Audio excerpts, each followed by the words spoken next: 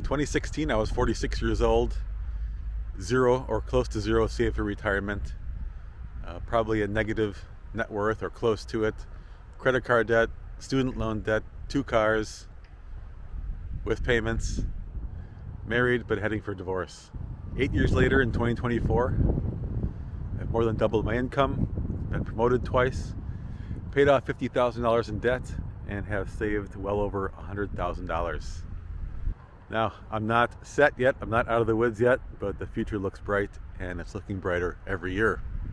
If you're in a similar situation, there is hope. I can tell you from personal experience, and let me share a few tips with you as to how. If you're new to this channel, welcome. This is Anti-Fragile Living. I talk about all things anti-fragile, which means living your best life, which means minimizing risks, bad risks, and maximizing the good potential, luck, serendipity ahead. All right, then let's get right to the list. If you're in your late 40s, early 50s, or beyond, and have nothing, it's not too late. You got to start now. But here are some tips to get your life back in order. Number 1, health. Lose weight, get fit, get healthy. This is late in the game now. This is like an Olympic event. You have to train your body and your mind and your finances. And you can't do it without you feeling good and operating on all cylinders. So do whatever it takes. Go on a diet, eat healthier, get in the gym, go for walks, go for runs, whatever your situation requires, but you have to get healthy. You have to have energy to do this. Number 2 on the list then would be mental health. The physical health will help here as well, but you need to work on your mental health. You have to accept reality, you have to accept where you are in life. You don't have to like it, but reality is the best place to live. So once you accept that, you can move forward. Now it's time to connect with people, get therapy if you need it, connect with your church, connect with a 12-step group, connect with other groups, like-minded groups, and get grounded, get your mental health in order. Okay, let's get to the practical stuff now. If you're in debt, number 1 on the list is you have to get out of debt. I would surround yourself with Dave Ramsey videos. I'd binge watch Dave Ramsey. I would just surround myself with these type of videos. Anything where people are talking about successful financial lives. Dave Ramsey has a lot of great videos of people in similar situations, getting out of debt, scraping their lives back together. Watch the debt-free screams. These are very empowering videos, very inspirational. But getting out of debt is definitely 1 and 1A on the list. You have to do that as fast as humanly possible. Okay, next is pretty obvious also. You have to increase your income. Now, cutting your expenses and getting out of debt is great, but you probably have to work on making more money. Go through all of your expenses, make sure you're budgeting, look at everything on your credit cards, your debit cards, analyze every expense, know what's coming in and going out, and then it's time to go for it now. You need a side hustle. You need to bring in something extra. Can you get promoted? Can you get a different job? It's time to go for it. As far as side hustles go, there are all kinds of ideas out there. Do some research, take a look around. In this modern economy, there's all kinds of things you can do, from home or not from home. I mean, my next one here is starting this YouTube channel. I've written a book. I've also tried the traditional side hustles like DoorDash, Lyft, Uber, Airbnb, Turo.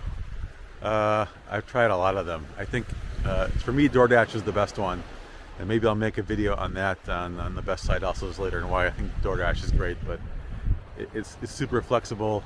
You don't have to have anybody in your car. You work when you want. Just drop off food. It's a great side hustle, but you have to pick something up. You got to get your income up. Now, once that's done, once you got your debt cleaned up and you got some extra income coming in, it's time to ramp up and go crazy on the investing. So that's where you start. Where you start is all these pre-tax advantaged accounts like the 401k. Max that sucker out. If you're over 50, you have a $30,000 limit. That's a lot of money to be throwing in your 401k. You also have HSAs. These are crazy good, unbelievable, like double and triple tax advantage accounts where you can put money in pre-tax, you can take it out, you can let it grows tax-free, penalty-free. You can take it out without any penalties, without any taxes for medical expenses, which There are always a lot of. And in your old age, you can even take it out penalty free. So load up the HSA to the maximum. Now, the Roth IRA is great too. The post-tax accounts, anything you can do to lower your tax bill now or in the future. I love the pre-tax accounts now because my theory is I'm making right now. You're in your late 40s, 50s, early 60s. You're probably at the top of your career. You're making a lot of money. And if you're behind, you're not going to have a super high amount of money later. So you reduce your tax bill now when you're a high earner. When you're retired, then you're taking little bits and pieces out. You're probably in a lower tax bracket. So it's more advantageous to load up the pre-tax accounts now. Hey, if you get to be retirement age and you're making, $500,000, $1 million a year, oh well, sorry, not sorry. That's a nice place to be. So I think, I can live with that scenario. And then lastly, and this is similar to the side hustle thing, but not the same, think about alternate streams of income and what you might be retiring to. This is not just like a side hustle, DoorDash type of thing, but is there something else you'd like to do, in quote unquote retirement? Because you may not be in a position to just completely quit and have no income. You may want to have something that you like to do. So think about something you want to retire to. For me, this might be YouTube, it might be writing books, it might be lecturing, it might be a combination of all of the above. For you, it might be opening a car repair shop or a dog walking business or a landscaping business.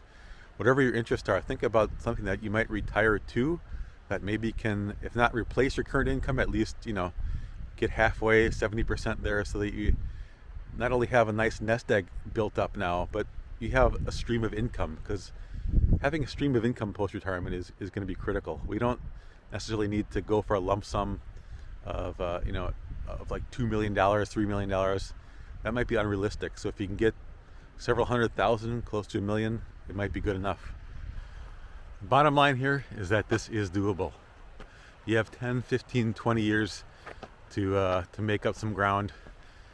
You invest $20,000 for 20 years, brings you 1.2 million. There's time. You can do this. I hope this video helped you. If so, if you liked it, please like it. If you have a comment, please comment. If not, I'll see you in the next video. Thanks for watching.